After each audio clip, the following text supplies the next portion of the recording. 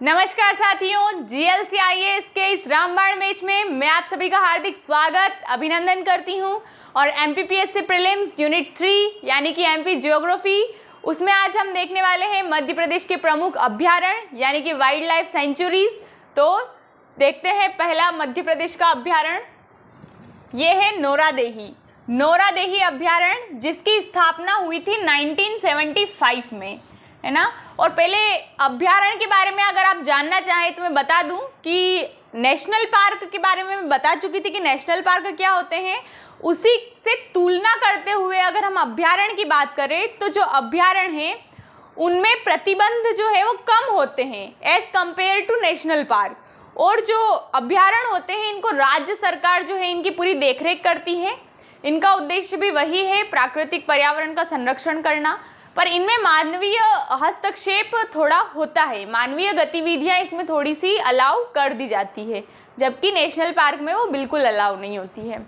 हाँ, तो देखते हैं नोरादेही अभ्यारण्य। स्थापना हुई इसकी 1975 में और ये सागर में है। कहाँ पर, कौन से जिले में है? सागर में। मध्य प्रदेश का सबसे बड़ा अभ्यारण्य है नोरादेही सागर। इसका टोटल एरिया है 1194.67 किलोमीटर स्क्वायर। यहाँ अफ्रीकी चीता का संरक्षण किया जा रहा है। देखो, अगर नेशनल पार्क में आ जाए तो नेशनल पार्क में कूनो नेशनल पार्क में हम नामीबिया से चीते लेकर आए हैं, और अगर अभ्यारण्य की बात की जाए तो नोरादेही में अफ्रीकी चीता का संरक्षण हो रहा है। और यहाँ कान्हा से बाघ लाए जाएंगे और गुजरात के गिर से यहाँ पर शेर लाए जाएंगे। कान्हा किसली नेशनल पार्क से यहाँ पर बाघ लाए जाएंगे और गुजरात के गिर नेशनल पार्क से यहाँ पर शेर लाए जाएंगे, ठीक है। और यहाँ नील गाय का संरक्षण भी हो रहा है। न से नोरादेही, न से नील गाय का अभ्यारण्य हो रहा है, न से नोरादेही अभ्यारण्य में। और यहाँ पर बामनेर नदी जो है वो इस नेशनल पार्क में बहती है। बामनेर नदी, नोरादेही अभ्यारण्य, सागर। दूसरा देखिए रालामंडल, नाम तो बहुत सुना होगा आपने, रालामंडल। ये 1989 में इंदौर में बना था, मतलब बना था क्या, अभी है, ये इंदौर में ही है। स्थापना 1989 में हुई थी इसकी। और इसकी विशेषता ये कि मध्य प्रदेश का सबसे छोटा अभ्यारण्य है ये। सबसे बड़ा अभ्यारण्य पूछा जाए तो नोरादेही सागर, और सबसे छोटा अभ्यारण्य पूछा जाए तो वो है रालामंडल। इसका एरिया है 2.34 किलोमीटर स्क्वायर। और यहाँ पर लोमड़ी संरक्षण केंद्र है, यानी कि लोमड़ी का संरक्षण होता है। वन्य जीव जागरूकता केंद्र भी यहीं पर है। और मध्य प्रदेश का दूसरा तितली पार्क भी रालामंडल में है। आपको देखना है, कमेंट भी करना है कि पूरे भारत का पहला तितली पार्क कहाँ पर है, ये आपको देखना है एक बार। और मध्य प्रदेश का पहला तितली पार्क तो रातापानी रायसेन में है और दूसरा तितली पार्क है अपने रालामंडल में। और यहाँ पर बांस उत्पादन केंद्र भी है। तो 3-4 चीजें प्रमुख याद रखनी है रालामंडल के बारे में। सबसे छोटा अभ्यारण्य है, लोमड़ी संरक्षण केंद्र है, वन्य जीव जागरूकता केंद्र है, और यहाँ पर तितली पार्क भी है, और बांस उत्पादन केंद्र भी यहाँ पर है। अब आते हैं खिवनी अभ्यारण्य। खिवनी अभ्यारण्य, कभी कभी कुछ किताबों में आपको ये केओनी भी दिखेगा, केओनी अभ्यारण्य, खिवनी अभ्यारण्य। तो ये देवास में है। स्थापना इसकी 1975 में हुई थी। यहाँ पर जामनेर जलप्रपात है, जामनेर जलप्रपात, खिवनी अभ्यारण्य, देवास में। और बालगंगा और चंद्रकेसर नदी, ये दोनों नदियां बहती है खिवनी अभ्यारण्य में। इसके बाद बात करें सेलाना अभ्यारण्य की, तो सेलाना अभ्यारण्य रतलाम में है। 1983 में स्थापना हुई थी। और कैक्टस गार्डन के लिए आपने इसको सुना होगा, है ना, सेलाना कैक्टस गार्डन के लिए भी फेमस है। इसके अलावा खरमोर पक्षी और दूधराज, खरमोर पक्षी और दूधराज, इन दोनों का संरक्षण हो रहा है सेलाना अभ्यारण्य में। और सेलाना अभ्यारण्य कहाँ पर है? रतलाम में है। इसके बाद बात करते हैं हम सरदारपुर अभ्यारण्य की। तो सरदारपुर की स्थापना 1983 में धार में हुई। सरदारपुर, धार, यहाँ पर भी खरमोर पक्षी का संरक्षण हो रहा है। तो कौन से ऐसे 2 राष्ट्रीय वाइल्ड लाइफ सेंचुरी या अभ्यारण्य है जहां पर खरमोर पक्षी का संरक्षण हो रहा है? तो वो है एक तो अपना सरदारपुर धार और एक है सेलाना रतलाम। 2005 से दूधराज और सुल्ताना बुलबुल का भी यहाँ पर संरक्षण हो रहा है। ठीक है, इसके बाद अगली बात करें तो राष्ट्रीय उद्यान थोड़े ज़्यादा हैं एमपी में, तो इतने ज़्यादा फैक्ट उनके बारे में है नहीं, तो मैंने एक लिस्ट बना दी है, तो इस लिस्ट के थ्रू आप लोग इसको आसानी से याद कर पाएंगे। तो देखें, घाटी गांव अभ्यारण्य, घाटी गांव अभ्यारण्य कहाँ पर है? ये ग्वालियर में है और यहाँ पर सोन चिरैया का संरक्षण हो रहा है। सोन चिरैया का संरक्षण कहाँ हो रहा है? घाटी गांव अभ्यारण्य ग्वालियर में। इसके बाद चंबल अभ्यारण्य, तो चंबल अभ्यारण्य ये कहाँ पर है? ये मुरैना में है और यहाँ घड़ियाल का संरक्षण होता है। और सबसे बड़ा घड़ियाल संरक्षण केंद्र भी कहाँ पर है? वो भी चंबल में है, चंबल अभ्यारण्य में। देखो, जितने भी अभ्यारण्य जिनके नाम किसी नदी से शुरू होते हैं, है ना, एक ट्रिक बता रही हूँ कि जितने भी अभ्यारण्य जिनके नाम किसी नदी से शुरू होते हैं उन सभी में घड़ियाल का संरक्षण होता है ना। घड़ियाल पानी में रहते हैं, नदी में ही उनका संरक्षण होगा। जैसे कि एग्जाम्पल के लिए चंबल एक नदी का नाम है और इसी नाम से अभ्यारण्य भी है, तो इसमें घड़ियाल का संरक्षण होता है। ठीक उसी प्रकार केन, ये भी एक नदी है और इसी के नाम पर केन अभ्यारण्य, तो इसमें भी घड़ियाल संरक्षण होता है ना। तो केन अभ्यारण्य ये कहाँ पर है? ये छतरपुर और पन्ना दोनों जिलों में फैला हुआ है, घड़ियाल संरक्षण होता है। इसके बाद है सिंदोरी अभ्यारण्य, सिंदोरी अभ्यारण्य ये कहाँ पर है? ये रायसेन में है। रातापानी अभ्यारण्य ये भी रायसेन में है। और रातापानी की खास बात क्या है? इसकी दो खास बातें हैं। पहली तो यहाँ पर तितली पार्क है और मध्य प्रदेश का पहला तितली पार्क है। ये कैसा? पहला तितली पार्क था रातापानी रायसेन। और दूसरा तितली पार्क कहाँ पर है? तो दूसरा तितली पार्क है राला मंडल इंदौर में। और इसकी दूसरी खास बात यह है रातापानी की कि इसको टाइगर प्रोजेक्ट में भी शामिल किया गया है। एकमात्र मध्य प्रदेश का अभ्यारण्य जिसको टाइगर प्रोजेक्ट में शामिल किया है तो वो है रातापानी अभ्यारण्य रायसेन में। फिर गांधी सागर अभ्यारण्य ये कहाँ पर है? ये मंदसौर में है, क्योंकि हमें पता है गांधी सागर बांध की बात आती है तो मंदसौर पढ़ते हैं, तो गांधी सागर अभ्यारण्य भी मंदसौर में है। और यहाँ पर नीलगाय का संरक्षण होता है और नोरादेही अभ्यारण्य में भी नीलगाय का संरक्षण होता है, दोनों ध्यान रखेंगे। इसके बाद है बोरी घाटी अभ्यारण्य, बोरी घाटी अभ्यारण्य ये होशंगाबाद में है और बांस के लिए ये फेमस है। बांस, ब से बोरी घाटी, ब से बांस। इसके बाद नरसिंहगढ़ अभ्यारण्य ये राजगढ़ में है, नरसिंहगढ़ अभ्यारण्य राजगढ़ में है। और चिड़ीखो तालाब के लिए ये फेमस है। और चिड़ीखो झील, ये तालाब तो क्या एक प्रकार से झील है, चिड़ीखो झील, ये इसे कहते हैं मालवा का कश्मीर, है ना। मालवा का कश्मीर किसे कहते हैं? तो मालवा का कश्मीर कहते हैं चिड़ीखो झील को, जो कहाँ पर है? जो नरसिंहगढ़ राजगढ़, जो राजगढ़ के अंदर आता है, तो नरसिंहगढ़ अभ्यारण्य राजगढ़ में है। इसके बाद सोन घड़ियाल अभ्यारण्य, मैंने कहा था ना जो भी अभ्यारण्य जो किसी नदी के नाम से होगा उसमें घड़ियाल का संरक्षण होगा। तो सोन भी एक नदी का नाम है क्या? जी हाँ, बिल्कुल, सोन एक नदी है जो अमरकंटक से निकलती है। और सोन अभ्यारण्य यहाँ पर भी घड़ियाल का संरक्षण होगा। और ये कहाँ पर है? तो ये सीधी शहडोल, है ना। सोन अभ्यारण्य सीधी शहडोल में फैला हुआ है। फिर बात करते हैं संजय डूबरी अभ्यारण्य, तो संजय डूबरी अभ्यारण्य ये सीधी में है। फिर बगदरा अभ्यारण्य, बगदरा अभ्यारण्य भी कहाँ पर है? ये भी सीधी में है। पनपथा अभ्यारण्य ये कहाँ है? तो ये शहडोल में है। हाँ, मुझे पता है अगर आप लोग पहली बार पढ़ रहे हो तो आपको इतनी आसानी से याद नहीं होगा, लेकिन जब आप इसे 2 से 3 बार देख लेंगे तो आपको बहुत आसानी से ये सभी याद हो जाएंगे। फिर है पेंच अभ्यारण्य, तो पेंच कहाँ पर है? ये सिवनी और छिंदवाड़ा में फैला हुआ है। पेंच नेशनल पार्क भी है और पेंच अभ्यारण्य भी है और दोनों सेम सिवनी छिंदवाड़ा में ही फैले हुए हैं। फिर है दुर्गावती अभ्यारण्य। अब बच्चों के साथ थोड़ा ये कंफ्यूजन हो जाता है उनको कि जैसे ही दुर्गावती, रानी दुर्गावती का नाम आता है तो उनके दिमाग में आता है जबलपुर, तो दुर्गावती का नाम देखते ही बच्चे जबलपुर टिक कर देते हैं, लेकिन ये दमोह में है ना। दुर्गावती अभ्यारण्य कहाँ है? दमोह में।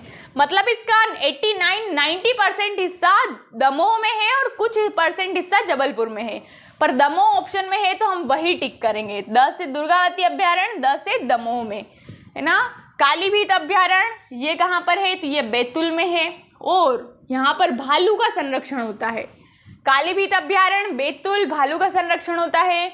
और कालीभीत की पहाड़ियाँ सतपुड़ा का हिस्सा है या विंध्याचल का हिस्सा है, ये आप लोग बताइए। अगर आपने पर्वत वाला वीडियो देख लिया है तो, और नहीं देखा है तो पर्वत देखिए। उसके बाद है गंगऊ अभ्यारण्य, ये कहाँ पर है, गंगऊ अभ्यारण्य है पन्ना में और यहाँ पर जंगली भैंसा का संरक्षण होता है। फेन अभ्यारण्य, फेन अभ्यारण्य कहाँ पर है, ये मंडला में है। कुछ अभ्यारण्य है जो अभी प्रस्तावित है तो उनके नाम भी देख लेते हैं। तो उसमें आता है अब सुरमानिया अभ्यारण्य। सुरमानिया कहाँ पर है, ये खंडवा में। सुरमानिया अभ्यारण्य खंडवा। मानधाता अभ्यारण्य ये भी खंडवा में।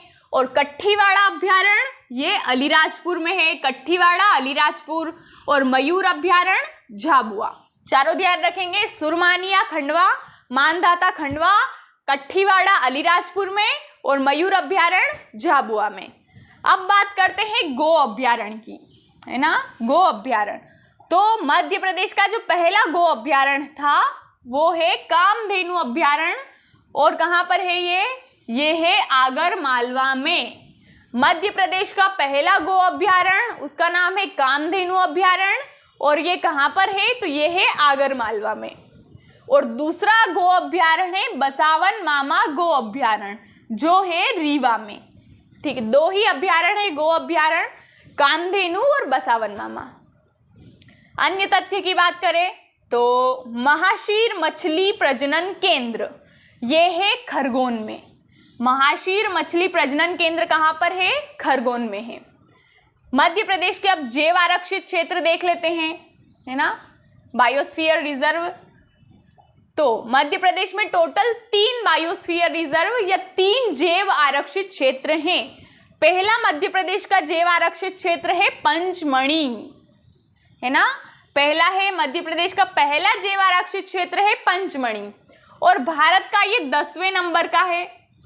भारत का अगर पहला पूछ ले कि भारत का पहला जैव आरक्षित क्षेत्र तो वो है नीलगिरी और मध्य प्रदेश का पहला जैव आरक्षित क्षेत्र है पंचमढ़ी। और पंचमढ़ी की रैंक अगर भारत में देखें तो भारत में 10वें नंबर पे। स्थापना हुई थी इसकी 1999 में और विश्व सूची में इसको 2009 में शामिल किया। यानी कि नेशनल लेवल पे तो इसकी स्थापना 1999 में हो गई थी, पर इंटरनेशनल लेवल पे जो इसको दर्जा मिला वो मिला 2009 में, ठीक 10 साल बाद। और ये कहाँ पर फैला हुआ है, तो होशंगाबाद, मंडला, बैतूल, छिंदवाड़ा, इतने बड़े एरिया में ये विस्तृत है। दूसरा जैव आरक्षित क्षेत्र है मध्य प्रदेश का अचानकमार अमरकंटक। देखो, अचानकमार जो क्षेत्र है ये छत्तीसगढ़ में पड़ता है और अमरकंटक जो क्षेत्र है वो मध्य प्रदेश में। थोड़ा देख ही लेते हैं मैप में, ये मैप हो गया एमपी का, यहाँ पर है अमरकंटक और इधर आ जाता है छत्तीसगढ़। तो छत्तीसगढ़ का अचानकमार और एमपी का अमरकंटक, इस पूरे को मिलाकर बनता है अचानकमार अमरकंटक जैव आरक्षित क्षेत्र। भारत का ये 14वें नंबर का है और इसकी स्थापना हुई थी 2005 में और इसको विश्व सूची में स्थान मिला 2012 में। और ये डिंडोरी, अनूपपुर और छत्तीसगढ़ इनमें पूरी तरह से फैला हुआ है। अगर तीसरे बायोस्फीयर रिजर्व या जैव आरक्षित क्षेत्र की बात करें तो वो है पन्ना। भारत का ये 18वां नंबर का जैव आरक्षित क्षेत्र है जिसकी स्थापना 2011 में हुई और विश्व सूची में इसको 2020 यानी कि अभी 2-3 साल पहले 2020 में इसको शामिल किया और ये पन्ना और छतरपुर में फैला हुआ है। अब थोड़े फैक्ट और देख लेते हैं क्योंकि एमपीपीएससी जो है क्या है कि ज़्यादातर फैक्चुअल बेस्ड एग्जाम ही है, तो फैक्ट तो हमें अच्छे से कंठस्थ होने चाहिए एमपी के बारे में, है ना। तो यहाँ पर लापरवाही ना करें फैक्ट को देखकर। जैव विविधता विभाग की स्थापना हुई कब, 2001 में। जैव विविधता अधिनियम आया था कब, 2002 में। देखिए 2002 में अधिनियम आया लेकिन विभाग हमने 1 साल पहले ही बना लिया था 2001 में। जैव विविधता बोर्ड का गठन हुआ 2005 में। जैव प्रौद्योगिकी परिषद का गठन भी 2005 में, यानी कि बोर्ड और परिषद दोनों 5 में बने। झील संरक्षण प्राधिकरण ये बना था 2004 में इसके बाद जैव विविधता प्रशिक्षण केंद्र, यानी कि जैव विविधता से संबंधित प्रशिक्षण कहाँ दिया जाता है? तो ताला उमरिया में, है ना। जैव विविधता प्रशिक्षण केंद्र कहाँ है? ताला उमरिया में। जैव प्रौद्योगिकी उद्यान ये कहाँ पर है? तो ये है देपालपुर इंदौर में।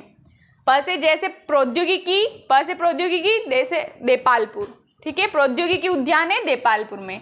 जैव विविधता पार्क ये कहाँ पर है? तो ये है सालीकला खंडवा में। जैव विविधता पार्क, पार्क कहाँ पर है? सालीकला खंडवा में। जैव विविधता विरासत स्थल, जैव विविधता विरासत स्थल 2 है मध्य प्रदेश में, एक है पातालकोट छिंदवाड़ा और दूसरा है नरो पहाड़ सतना। मध्य प्रदेश में 2 ही जैव विविधता विरासत स्थल है। देखो दोनों में अंतर है। एक होता है जैव आरक्षित क्षेत्र, तो जैव आरक्षित क्षेत्र 3 है। कौन कौन से? पंचमढ़ी, अचानकमार, अमरकंटक और पन्ना। और जैव विविधता विरासत, यानी कि यहाँ विरासत की बात हो रही है, विरासत स्थल आ जाए तो वो 2 हैं, एक पातालकोट छिंदवाड़ा और एक नरो पहाड़ सतना।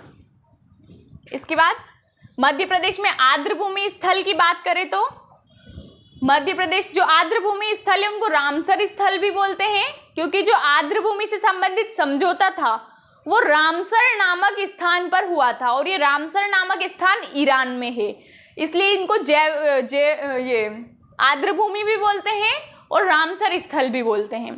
तो मध्य प्रदेश में वर्तमान में 4 आर्द्रभूमि स्थल है या 4 रामसर स्थल हैं। उनके नाम देखते हैं। जो सबसे पहला रामसर स्थल है मध्य प्रदेश का वो है भोज रामसर स्थल, जो कहाँ पर है? भोपाल में, और इसको 2002 में रामसर स्थल घोषित किया था। इसके बाद जो दूसरा है वो है सांख्य सागर झील, जो कहाँ पर है? जो शिवपुरी में है और माधव राष्ट्रीय उद्यान के अंतर्गत है, और 2022 में इसको घोषित किया। तीसरा है यशवंत सागर झील, जो इंदौर में है, और चौथा है सिरपुर झील या सिरपुर तालाब, जो वो भी इंदौर में है। तो जो मध्य प्रदेश का सबसे पहला आर्द्रभूमि स्थल भोज हो गया, राजा भोज वेटलैंड, और ये 2002 में स्थापित हुआ था या घोषित किया था इसको। और जो 3 है जो अभी नए नए बने हैं और 2022 में बने हैं, इसमें से 2 तो इंदौर में ही है, यशवंत सागर और सिरपुर, और एक है सांख्य सागर जो शिवपुरी में है। ये देख लीजिए, ये है मध्य प्रदेश MPPSC के लिए टेस्ट सीरीज है, क्योंकि अगर आप लोग तैयारी कर रहे हैं तो आपको टेस्ट सीरीज बिल्कुल लगाना चाहिए, ये देखने के लिए कि हमने जो पढ़ा है क्या हम उसको सच में इम्प्लीमेंट कर पा रहे हैं या नहीं। तो गुरुजी के मार्गदर्शन में यहाँ पर एक बेस्ट टेस्ट सीरीज का निर्माण किया गया है, पूरे साइकोलॉजिकल फिनोमिना में इसको बनाया गया है। तो अगर आपको उचित लगे तो आप ज़रूर दीजिए। Thank you.